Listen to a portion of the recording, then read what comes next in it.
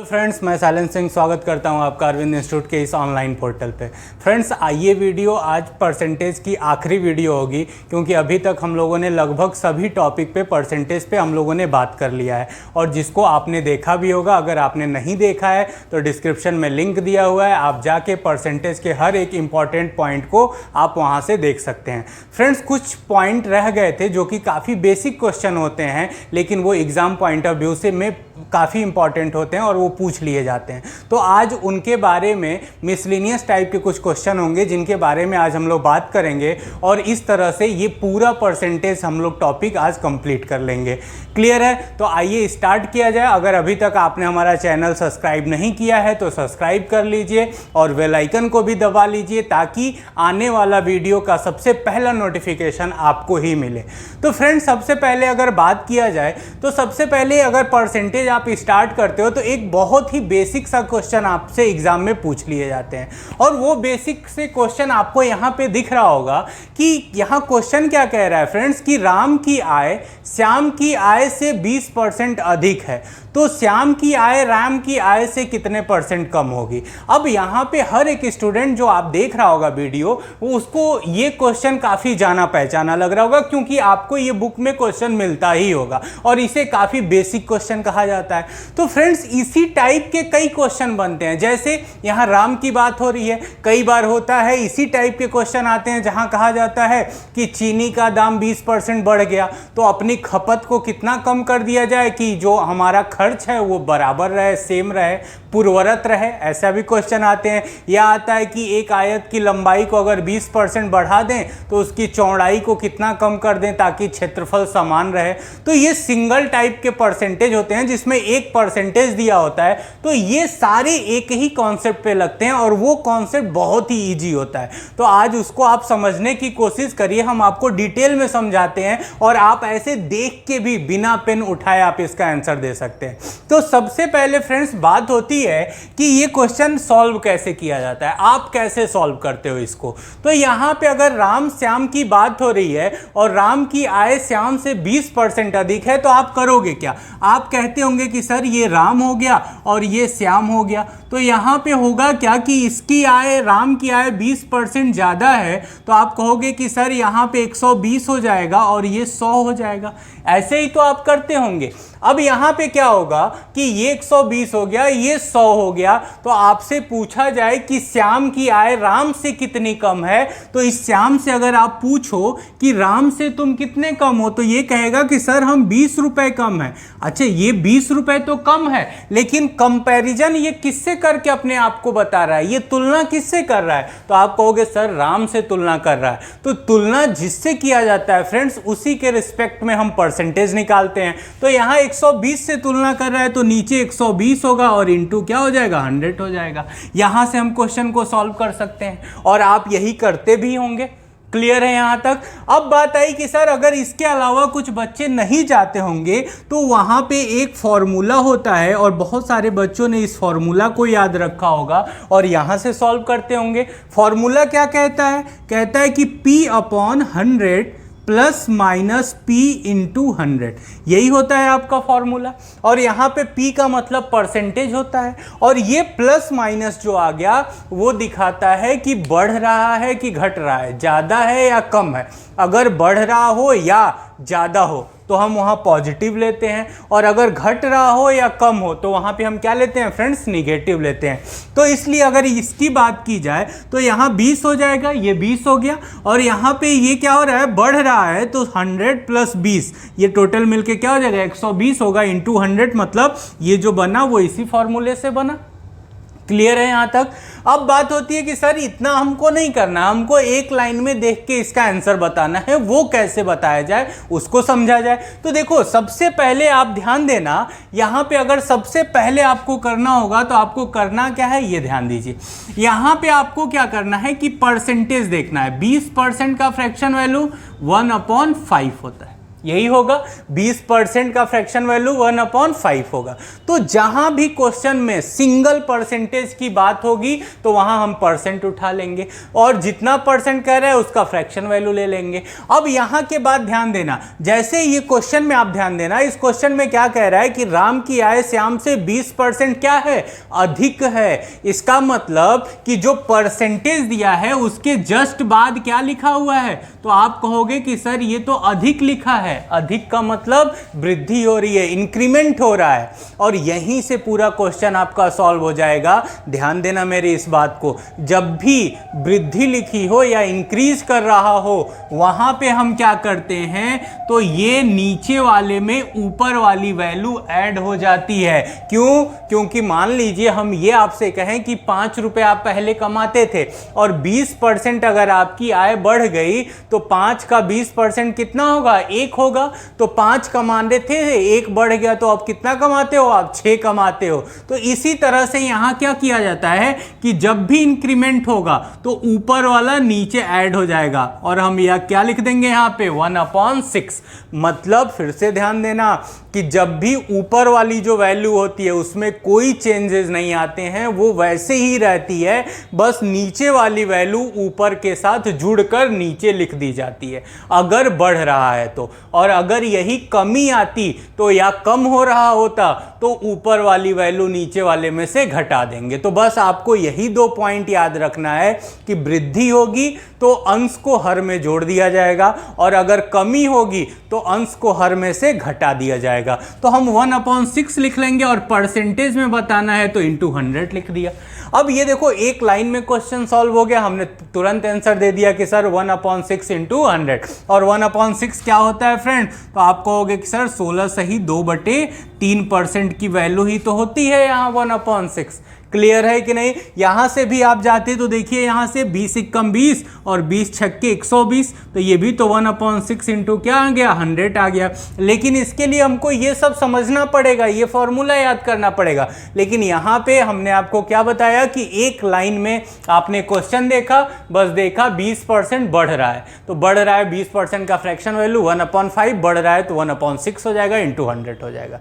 Clear है यहां तक? अगर यही होता कि एक चीनी का दाम 20% बढ़ गया तो उसके कंजम्पशन में कितने परसेंट की कमी हो कि एक्सपेंस क्या रहे, सेम रहे, तो आप वहां भी क्या करेंगे, 20% का फ्रैक्शन वैल्यू 1/5, तो बढ़ रहा है तो 1/6 हो जाएगा, गुणे 100 हो जाएगा।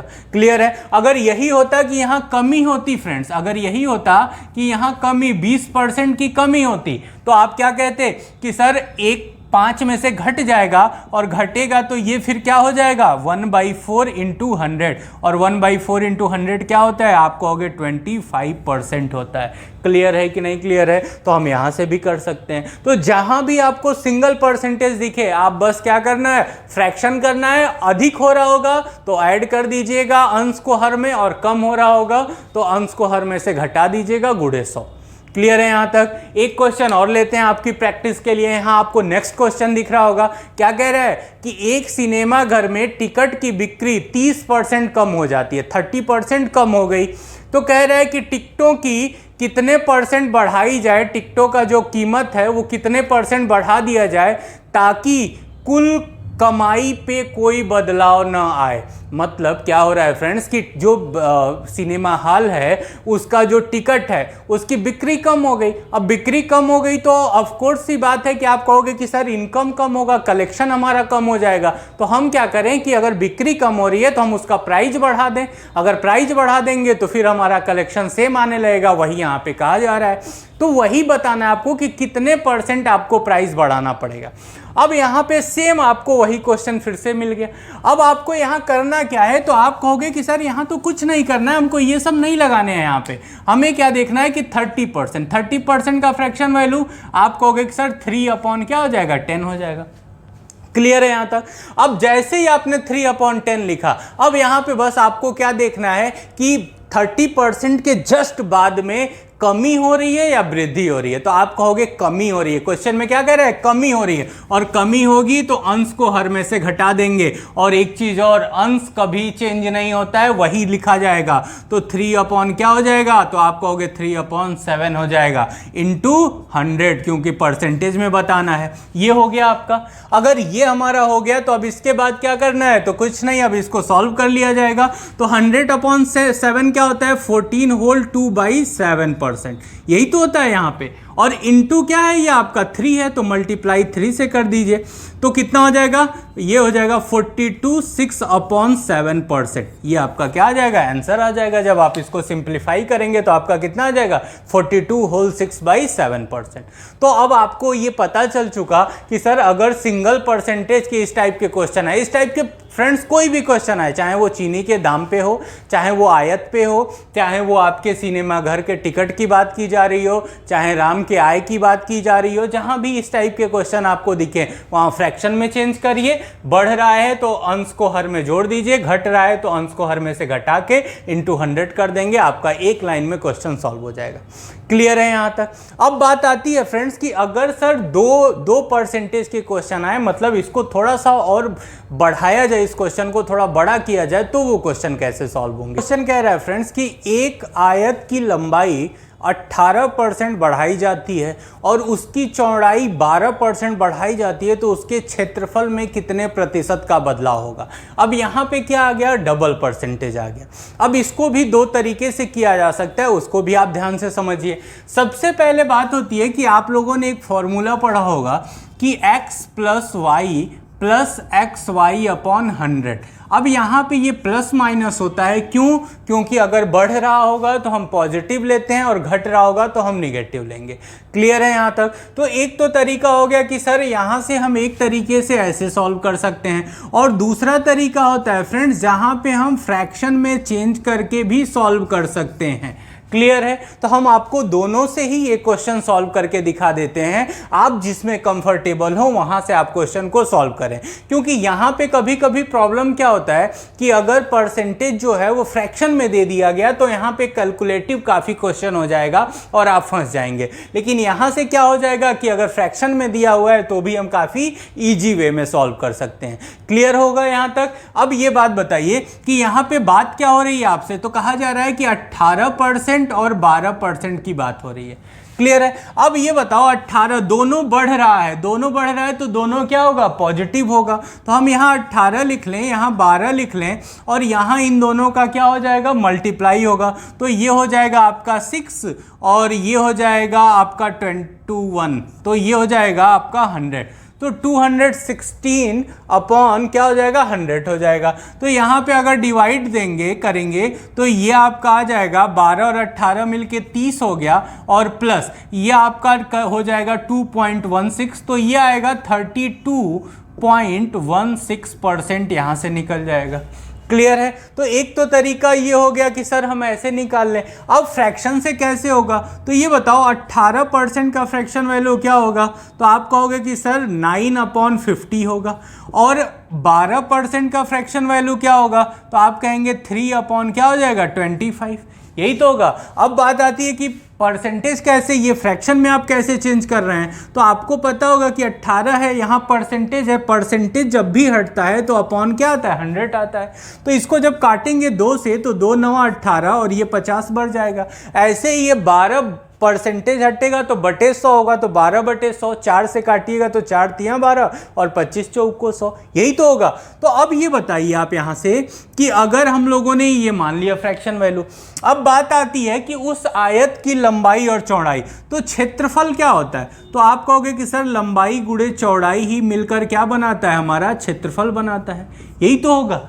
अब यहाँ पे लंबाई कितनी है? तो ये 18% लंबाई बढ़ रही है। इसका मतलब कि पहले और बाद की दो कंडीशन होगी यहाँ पे। तो पहले लंबाई 50 हो रही होगी और बाद में 18 बढ़ रही है। इसका मतलब 9 बढ़ के लंबाई कितनी हो जा रही है? 59 हो जा रही है। भाई पहले 50 रही होगी और 50 का 18% कितना होता है? 9 होता है। तो 50 में 9 और बढ़ गया तो कितना हो गया? 59 हो गया। इसी तरह चौड़ाई पहले कितनी होगी? तो 25 हो रही होगी और कितना बढ़ा, 3 बढ़ा, तो 25 पे 3 बढ़ेगा तो कितना हो जाएगा, 28 होगा।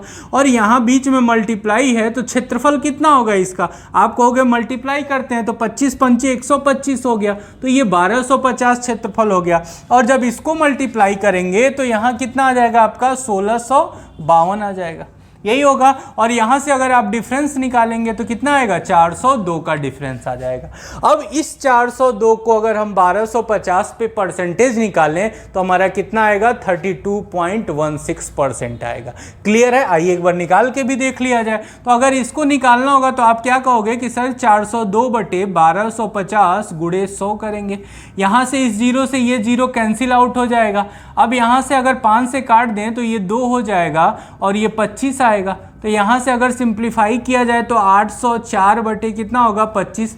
और आपको पता है कि 25 चौको 100 होता है और 8 100 है, तो 8 चौको 32 हो जाएगा, मतलब 32 बार में 800 आएगा, तो 32 बार तो ये जाएगा। और यहाँ पे बचेगा क्या, 4/25। और 32 होल 4/25 को अगर सिंप्लीफाई करेंगे तो कितना आएगा, 32.16 आएगा।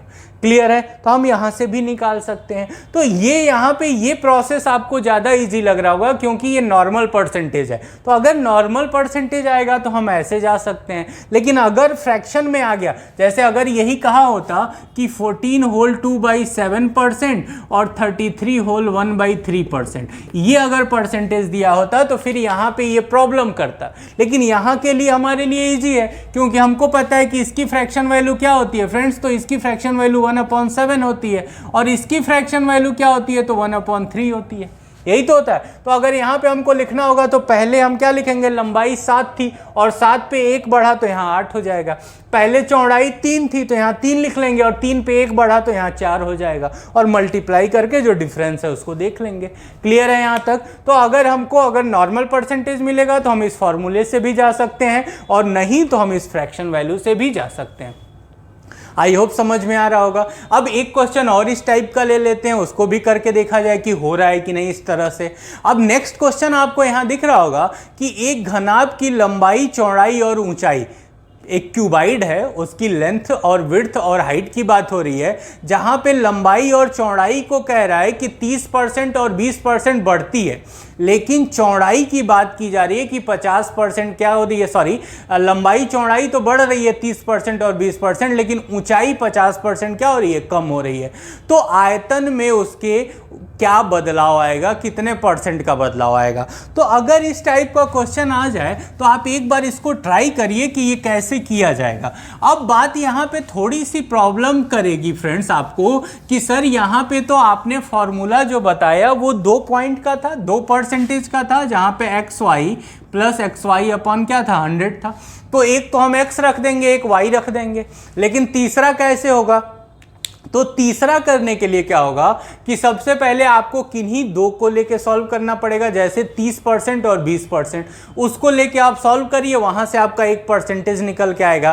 फिर वो और 50%, फिर दोनों को लेके फिर सेम फॉर्मूला पे आप लगाइए, तो फिर आपका जो फाइनल निकल के आएगा वो आपका आंसर हो जाएगा। तो इस तरह से हमको ये प्रोसेस 2 बार करना पड़ेगा, लेकिन अगर आप फ्रैक्शन से जाते हैं तो एक ही बार करना पड़ेगा। अब आप बताओ हमें कि 30% का फ्रैक्शन वैल्यू आप कहोगे 3/10 हो गया, 20% का फ्रैक्शन वैल्यू आप कहोगे कि सर 1/5 हो गया, और लास्ट में 50% का फ्रैक्शन वैल्यू दिया है, आप कहोगे 1/2 होगा।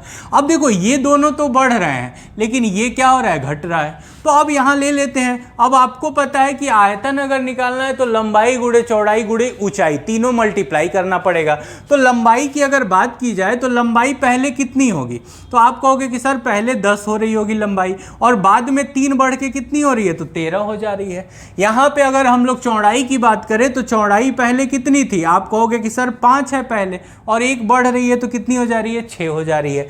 और ऊंचाई की अगर बात करें तो पहले ऊंचाई आपकी कितनी थी, आप कहोगे सर 2 था, और घट रही है ना, 2 में 1 घटा तो बचा कितना, 1 बचा। और यहाँ पे अगर इन तीनों का मल्टीप्लाई करें तो यही हमारा क्या आएगा, यही हमारा आयतन आएगा। क्लियर है कि नहीं यहाँ तक?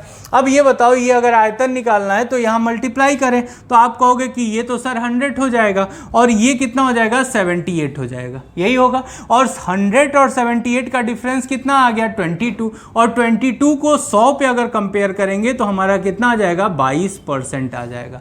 तो हम यहाँ से क्या कह सकते हैं कि सर आयतन में जो बदलाव आएगा वो 22% का आएगा। क्लियर है यहाँ तक कि नहीं? तो इस तरह से अगर हम लोग देखें तो हमारे पास दो टूल्स है कि सर हम फॉर्मूले के थ्रू भी जा सकते हैं और हम इस फ्रैक्शन वैल्यू के थ्रू भी जा सकते हैं। अब डिसाइड हमको ये करना है कि जैसा क्वेश्चन होगा हम करेंगे। अगर दो सिंपल परसेंटेज दिए हैं हम डायरेक्ट फार्मूले से चले जाएंगे, अगर दो से ज़्यादा परसेंटेज की बात हो रही है तो हम फ्रैक्शन से जाएंगे, अगर फ्रैक्शन वैल्यू दी हुई है परसेंटेज में तो भी हम किससे जाएंगे, इस तरीके से जाएंगे। क्लियर हो रहा होगा आपको यहाँ तक? अब एक और क्वेश्चन लेते हैं, नेक्स्ट क्वेश्चन, और इस टाइप के क्वेश्चन भी काफ़ी एग्जाम में पूछे जाते हैं और देखा जाए इसको कैसे सॉल्व किया जाए। अब यहाँ पे आपको एक क्वेश्चन दिख रहा होगा फ्रेंड्स कि चावल का दाम 32% बढ़ गया, चावल का जो प्राइस है वो 32% बढ़ गया, जिसके कारण एक परिवार अपना खर्च केवल 10% ही बढ़ा पा रहा है। चावल का दाम तो 32% बढ़ गया, लेकिन जो फैमिली है वो अपना जो एक्सपेंस है वो केवल 10% ही बढ़ा रही है। तो कह रहा है कि यदि प्रारंभिक खपत 396 केजी है तो बताइए वर्तमान खपत क्या होगी। अब इस टाइप के क्वेश्चन भी एग्जाम में बहुत पूछे जाते हैं और इनको करने का सबसे सरल तरीका, इजी वे हम आपको बता रहे हैं जहां से ये क्वेश्चन बहुत आराम से हो जाएंगे। बट आप ध्यान से समझिए इस चीज़ को। सबसे पहले आपको क्या करना है कि आप क्या कोई भी चीज़ जब परसेंटेज में आप मानते हैं तो क्या मानते हैं, आप 100 मान के चलते हैं। तो अगर यहाँ पे हमारी बात हो चावल की तो हम क्या मानेंगे कि सर चावल का प्राइस पहले कितना था, 100 था। अब ये बताओ चावल का अगर दाम बढ़ा, कितना परसेंट बढ़ा, आप कहोगे सर 32% बढ़ गया। तो 100 पे 32% का मतलब जो न्यू रेट आया गया वो 132 रुपए चीनी का हो गया कि नहीं हो गया। दाम बढ़ने के बाद चीनी का नया दाम जो हो गया वो कितना हो गया, 132 रुपए हो गया। क्लियर है यहाँ तक? अब बात हो रही है कि जो परिवार है वो केवल 10% ही बढ़ा रहा है। 10% का मतलब 100 का 10% 110 रुपए। तो आप 110 रुपए ही खर्च करोगे, लेकिन प्राइस कितना हो चुका है, 132 रुपए। तो ये बताओ, आप दुकानदार के पास गए, दुकानदार ने कहा कि सर जो आप 100 रुपए का लेके जाते थे अब वो 132 रुपए का हो गया है। तो आपने कहा कि अरे यार 100 ही रुपए तो हम केवल लेके आए थे। तो फिर आपने जेब देखा, आपको 10 रुपए और मिल गया। आपने कहा कि सर हम 110 ही रुपए मेरे पास है, क्योंकि मैं अपना खर्च केवल 10 रुपए बढ़ा पाऊंगा, तो मुझे आप 110 रुपए का आप दे दीजिए सामान।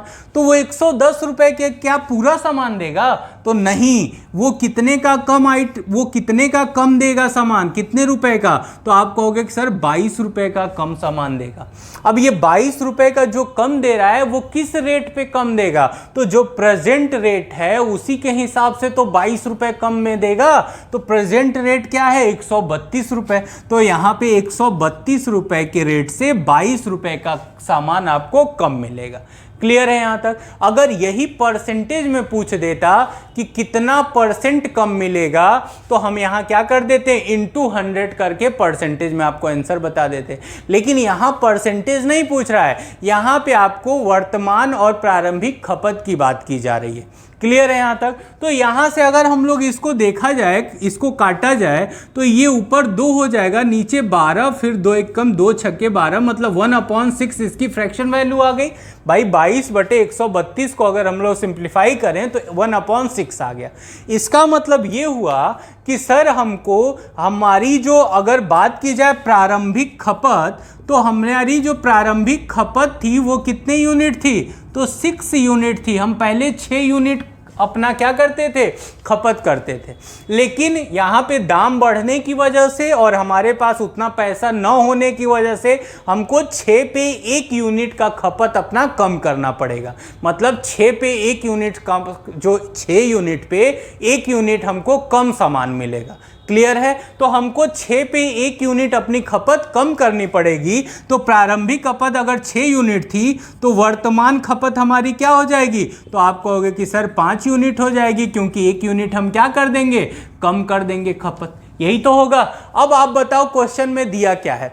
तो क्वेश्चन में प्रारंभिक खपत यहाँ पे दिया है 396 केजी, तो हम 6 यूनिट को बराबर कर लेंगे 396 केजी के।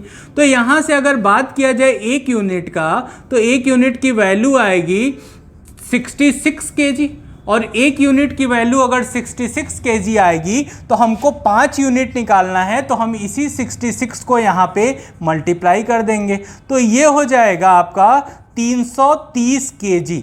मतलब हम ये कह सकते हैं कि सर जो पहले हम 396 केजी यूज किया करते थे, वो वर्तमान में हमको घट के कितना यूज करना पड़ेगा, 330 केजी। क्यों? क्योंकि हमने 66 केजी हमने क्या किया, अपनी खपत को कम कर दिया। क्यों 66 केजी? क्योंकि यहाँ पे 6 पे 1 यूनिट हमारी खपत कम हो रही थी, और 1 यूनिट की वैल्यू कितनी है, 66 केजी। तो 66 केजी अगर हम कम कर देंगे तो 396 में से अगर 66 माइनस किया जाएगा तो 330 केजी आएगा। क्लियर है यहाँ तक? तो अगर इस टाइप के भी क्वेश्चन अगर एग्जाम में पूछे जाते हैं तो हम ऐसे इजी वे में सॉल्व कर सकते हैं। किया क्या गया कि जो परसेंट बढ़ रहा है दाम वो लिख लिया गया, आप कितना बढ़ा रहे हो वो लिख लिया गया, और यहाँ का जो डिफरेंस है उसको लेके उसी जो वर्तमान प्राइस है उस पे हमने फ्रैक्शन वैल्यू निकाल लिया, इसका 1/6। इसका मतलब कि 6 पे हमको 1 यूनिट सामान कम मिलेगा या कम खपत करना पड़ेगा। अब हमारी प्रारंभिक खपत दी गई थी, और यहाँ पे हमारी प्रारंभिक खपत क्या है, 6 यूनिट। तो 6 यूनिट बराबर 396 केजी, तो 1 यूनिट बराबर 66 केजी। इसका मतलब 66 केजी हमको कम यूज करना पड़ेगा। तो 66 केजी अगर घटा दें तो कितना आ जाएगा, 330 केजी। नहीं तो डायरेक्ट 5 यूनिट को अगर 66 से मल्टीप्लाई कर देंगे तो आ जाएगा 330 केजी। क्लियर है यहाँ तक? अब एक क्वेश्चन और देखते हैं यहाँ पे, नेक्स्ट क्वेश्चन। अब नेक्स्ट क्वेश्चन क्या कह रहा है फ्रेंड्स कि चीनी की कीमत में 10% की गिरावट आ गई।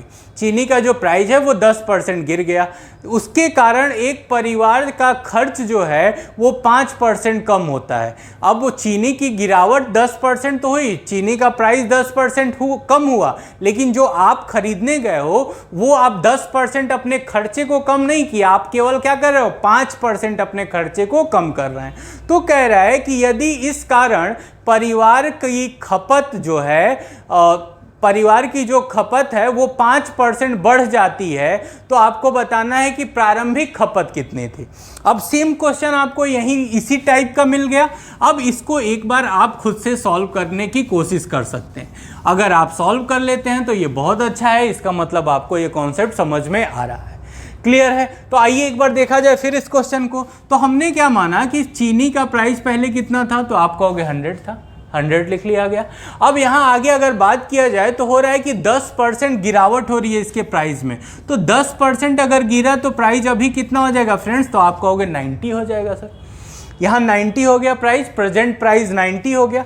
अब आपसे क्या कहा गया कि आप तो मार्केट गए थे खरीदने, आप तो 100 रुपये लेके गए थे, तो दुकानदार ने जब कहा आपसे कि 10% प्राइस कम हो गया है और 90 हो गया है, तो आपने अपना खर्चा 10% नहीं कम किया। आपने क्या कहा कि ठीक है मुझे केवल 5% ही कम करना है और उसके अलावा जो बचे सबकी आप चीनी दे दो। तो 5% का मतलब क्या हो गया, 100 का 5% 5 रुपये, तो 5 रुपये आपने अपने पास रख लिया और 95 की आपने चीनी ले ली। अब ये बताओ कि जो पहले चीनी आप लेके जाते थे उससे यहाँ चीनी ज़्यादा मिलेगी कि कम? तो आप बताओ, पहले 100 रुपये रेट था, 100 रुपये की आप चीनी खरीदते थे, लेकिन अब 90 रुपये का रेट है और 95 की खरीद रहे हैं, तो आपको किलो से ज़्यादा चीनी मिलेगी। मिलेगी कि नहीं मिलेगी? और कितने रुपए की चीनी यहाँ पे आपको ज़्यादा मिलेगी? आप कहोगे सर 5 रुपये जो हम एक्स्ट्रा दे रहे हैं उसी की तो ज़्यादा मिलेगी। और जो 5 रुपये की वो चीनी आपको ज़्यादा एक्स्ट्रा देगा वो किस रेट पे देगा? तो प्रेजेंट रेट पे देगा, और प्रेजेंट रेट क्या है 90, तो अपॉन क्या हो जाएगा 90। अब यहाँ से अगर हम फ्रैक्शन वैल्यू निकालें तो 1 अपॉन क्या आ जाएगा 18 आ जाएगा। मतलब 18 पे हमको 1 यूनिट क्या मिलेगा, एक्स्ट्रा मिलेगा। हमारी जो खपत है वो पहले अगर 18 हो रही थी तो हम 1 अपना बढ़ा देंगे और प्रेजेंट की खपत कितनी होगी, तो 19 यूनिट होगी। होगी कि नहीं होगी? अब यहाँ पे क्या बात होती है कि सर क्वेश्चन में क्या दिया है, जो एक्चुअल वैल्यू दी गई है वो कौन सी है, क्या वो प्रारंभिक खपत है, वर्तमान खपत है, या जो कम अधिक हो रहा है वो दिया गया है। तो यहाँ पे वो कह रहा है कि 5 केजी चीनी वो उसकी खपत बढ़ जाती है। तो ये बताओ यहाँ पे बढ़ कितनी रही है, तो आप कहोगे कि सर ये 1 यूनिट बढ़ रही है, यही तो बढ़ रही है। तो 1 यूनिट जो बढ़ रही है वो क्वेश्चन के कितने के बराबर है, 5 केजी के बराबर है कि नहीं बराबर। तो 1 यूनिट बराबर 5 केजी, तो 18 यूनिट बराबर कितना हो जाएगा, तो आप कहोगे सर 90 केजी हो जाएगा। तो यहाँ से हम क्या कह सकते हैं कि प्रारंभिक जो खपत थी वो कितनी थी, 90 केजी। और किसी ने कह दिया कि वर्तमान खपत क्या होगी, तो आप बताओ पहले 90 यूज करते थे और 5 केजी खपत बढ़ गई, तो वर्तमान में आप 95 केजी यूज करेंगे कि नहीं करेंगे, करेंगे। तो इस टाइप के क्वेश्चन, अगर हमने पिछले क्वेश्चन में दाम बढ़ रहा था, इस क्वेश्चन में दाम घट रहा था, तो आपको इसी 2 टाइप के क्वेश्चन मिलेंगे कि कभी दाम बढ़ेगा कभी दाम घटेगा। तो दोनों टाइप के क्वेश्चन को हम लोगों ने देख लिया कि इस तरह से हम इसको सॉल्व कर सकते हैं। क्लियर है यहाँ तक। अब एक क्वेश्चन और देखते हैं। यहाँ पे आपको एक क्वेश्चन दिख रहा होगा कि चीनी के मूल्य में 10% की कमी हो जाती है। यदि एक आदमी 540 रुपए में 3 केजी ज़्यादा चीनी खरीदता है, तो बताइए चीनी का प्रारंभिक मूल्य क्या होगा। अब देखो इस टाइप का भी बहुत क्वेश्चन आपसे एग्जाम में, छोटे मोटे एग्जामों में पूछ लिए जाते हैं। तो इस तरह से अगर क्वेश्चन आ जाएगा तो उसको कैसे किया जाएगा, और काफ़ी इजी तरीका है इसको करने का। बस आप एक चीज़ ध्यान देना और इसको आप ध्यान से समझो कि यहाँ पे आप खर्च कितना कर रहे हैं। तो यहाँ पे आप 540 रुपये लेके जा रहे हैं। क्लियर है, 540 रुपये आपके पास है। आप एक दुकानदार के पास गए, आपने कहा कि भैया इसका आप हमको चीनी दे दीजिए। तो उसने क्या कहा कि 540 रुपये की जो आप चीनी लेके जाते थे हमेशा, उसमें 10% की कमी आ गई है। तो आपका इसका मतलब 10% पैसा बचेगा। तो या तो आप 10% उस दुकानदार से पैसा ले लीजिए, या तो उसका भी आप क्या ले लीजिए, सामान ले लीजिए। तो आपने क्या कहा कि सर हमें पैसा नहीं चाहिए, हमको उसका सामान दे दीजिए। तो ये बताओ, आप 540 रुपये आप लेके गए हो, 10% अगर कम हुआ है और तो 10% आपका पैसा बचेगा, और 10% बचने का मतलब हुआ कि 54 रुपये आपके पास बचेंगे।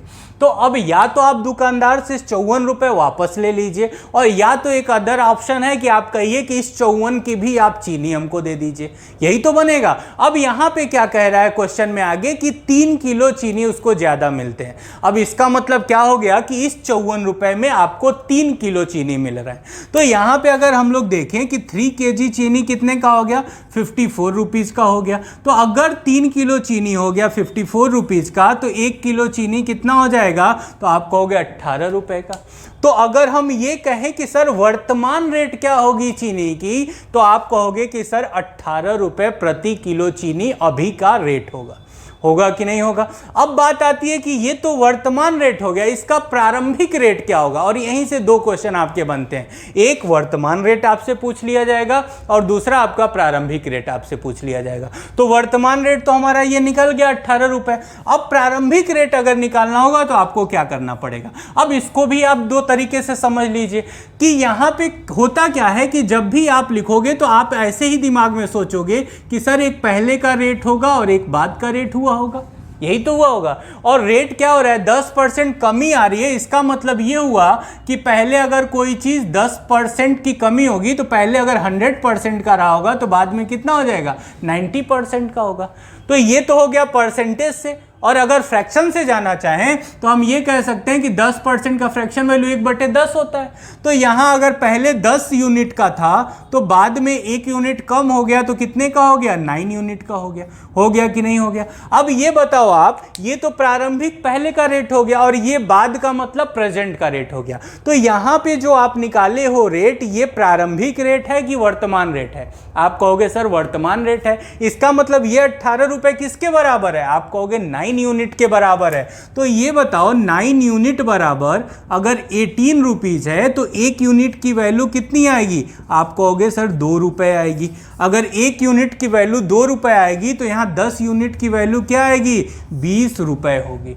होगी कि नहीं होगी? तो हम ये कह सकते हैं कि सर पहले जो रेट था वो कितना था, 20 रुपए था, और उसका 10%, 20 का 10% कितना होता है, 2 रुपए। तो 2 रुपए अगर घट गया है तो अब रेट कितना हो गया, 18 रुपए। तो इस टाइप के भी क्वेश्चन बनते हैं जहां पे आपको ये चीनी हो गया या कोई भी आपको सामान दे दिया जाएगा, उसमें कहा जाएगा कि इतने % इसका दाम गिर गया तो आपको इतने केजी या इतने आइटम या इतने आर्टिकल आपको कम मिल रहा है। तो उस जितने भी टाइप के इस टाइप के क्वेश्चन बनते हैं आप उनको बहुत इजी तरीके से इस तरह से सॉल्व कर सकते हैं। बस आपको करना क्या है कि आप जो भी एक्सपेंस आपका है, 540 हो या 1240 हो, जितने का भी आप खरीद रहे हैं उसका जितना % दाम गिर रहा है उतना % निकाल लीजिए। तो 540 का 10% कितना हो गया, 54 रुपए। और इस 54 रुपए में कितना एक्स्ट्रा मिल रहा है, तो 3 kg, इसका मतलब 1 kg कितने का हो गया, 18 रुपए का। तो 18 रुपए तो वर्तमान आ गया। और पहले कितना था, तो ये बताओ, पहले कोई भी चीज 100% होगी और 10% गिर रहा है रेट उसका, तो बाद में 90%। इसका मतलब 90% की वैल्यू अगर 18 रुपए है तो 100% की वैल्यू कितनी हो जाएगी, तो यहां से सिंप्लीफाई कर लेंगे तो कितना आ जाएगा, 20 रुपए आ जाएगा। क्लियर है यहां तक? अब एक क्वेश्चन और इसी टाइप का उठाते हैं और उसको देखा जाए कि एक बार उसको ट्राई करके खुद से देखिए कि फ्रेंड्स की सेब की कीमत में 20% की कमी होने के कारण एक फल विक्रेता 55 रुपए में 11 सेब अधिक खरीद सकता है, तो कीमत में कमी होने के बाद प्रति दर्जन सेब की कीमत क्या होगी, ये आपसे पूछ रहा है। मतलब आपसे प्रेजेंट रेट पूछ रहा है कि वर्तमान में सेब की कीमत क्या होगी। अब जैसे हमने पिछले क्वेश्चन में आपसे कहा था कि जितना पैसा है उसका जो % की कमी हो रही है वो निकाल लीजिए। तो यहाँ पे आप बताओ कितना रुपए वो लेके जा रहा है, 55 रुपए ले जा रहा है, और 55 पे 20% की कमी हो रही है, तो 20% इसका कितना हो जाएगा, आप कहोगे सर 11 रुपए होगा। भाई 55 का 20% कितना होगा, 11 रुपए।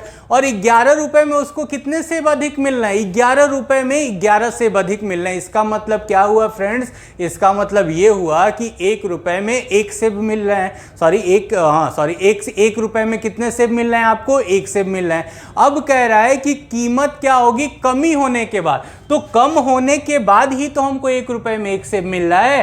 तो दर्जन अगर आपसे पूछ रहा है कि सेब का प्रति दर्जन, तो प्रति दर्जन सेब मतलब 12 सेब की बात हो रही है, और 12 सेब, अगर एक सेब 1 रुपए में है तो 12 सेब की कीमत क्या हो जाएगी, 12 रुपए। इसका मतलब हम ये कह सकते हैं कि सर वर्तमान जो रेट है वो कितना है, 12 रुपए है।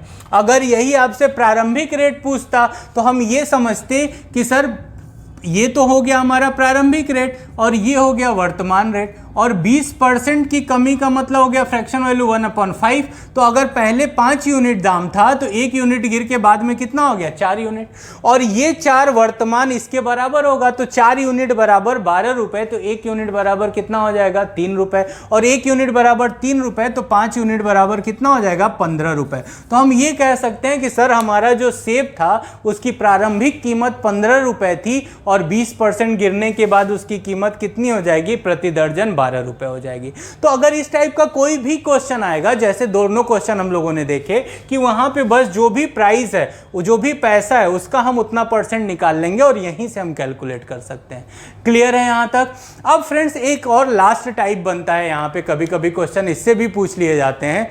जैसे कि यहाँ आपको एक क्वेश्चन दिख रहा होगा कि यदि किसी भिन्न का अंश जो है वो 25% कम कर दिया जाए और हर 25% बढ़ा दिया जाए तो परिणामी भिन्न जो है वो 5/2 हो जाता है। तो आपको मूल भिन्न बताना है, वास्तविक फ्रैक्शन वैल्यू बतानी है कि कितनी थी।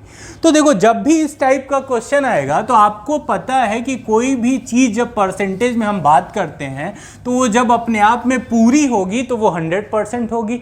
तो अगर एक फ्रैक्शन जब आप लिखते हो, एक भिन्न आप लिखते हैं तो x/y लिखते हैं। यहाँ पे इसका मतलब ये x भी अपने आप में 100% है और ये y भी अपने आप में क्या है, 100% है। क्लियर है यहाँ तक? अब बात हो रही है यहाँ पे कि सर 25% इसका ये अंश कम हो रहा है, तो 25% अगर कम होगा तो आप बताओ 75x होगा कि नहीं होगा? होगा। और ये जो हर है वो 25% बढ़ जा रहा है, इसका मतलब कि ये कितना हो जाएगा, तो आप कहोगे 125y हो जाएगा, यही तो होगा। तो अगर इसको हम लिखें तो हम यही तो लिखेंगे कि सर 75x अपॉन 125y, और इसका जो परिणामी भिन्न आएगा, इसका जो रिजल्ट आएगा वो कितना दिया है आपको क्वेश्चन में, तो वो कह रहा है 5/2 आएगा, तो यहाँ 5/2 हो गया। अगर इसको काटा जाए तो 25 तियाँ 75 हो गया और 25 पंचे 125 हो जाएगा, यही तो होगा। तो यहाँ से अगर हम लोग इधर जाएं तो ये x अपॉन वाई ही रहेगा और ये 5/2, और ये जाके पलट के फिर 5 क्या हो जाएगा, 3 हो जाएगा, यही होगा। और अगर ये होगा तो यहाँ से हम मल्टीप्लाई करें तो ये 25 क्या हो जाएगा, 6 हो जाएगा। क्लियर है यहाँ तक भाई? क्वेश्चन आपसे क्या कहा गया कि एक भिन्न है, उसका अंश 25% कम कर दिया जाए।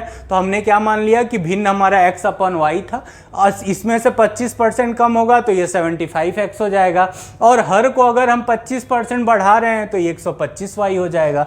तो एक 75x अपॉन 125y, और इसका परिणामी जो भिन्न आ रहा है वो क्या आ रहा है आपका 5/2, तो ये 5/2 हो गया।